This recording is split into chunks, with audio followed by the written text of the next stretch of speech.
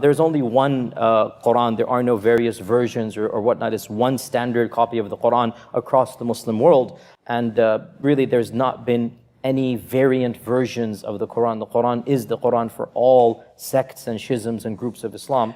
And we also, all Muslims take pride in the fact there is but one Quran. There's no variants of the Quran. When we say the various different ways to recite the Quran, we are not talking about different voices or different styles. We're talking about slight differences in pronunciations, slight differences in letters, slight differences in harakat. In other words, if you were to compare two printed Qur'ans, you're going to see differences between them.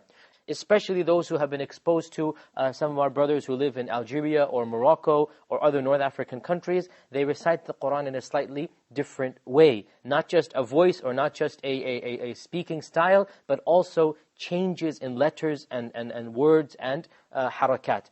And these variances are memorized at specialized institutions known as the schools of the qira'at. Wow! Is but one Quran. There's no variants of the Quran. And therefore, from his time up until our time, there has never been two copies of the Quran that are different even in one letter or one word. But now we're hearing from Sheikh Yasir Qadhi that you can put two Qurans side by side and see the differences? Differences in words? Differences in letters?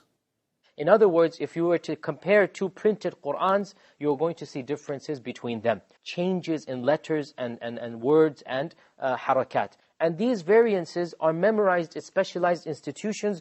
Take that, Sheikh Yasir Qadhi. You're obscene, evil jerk. I mean, honestly, there's nothing else to be said.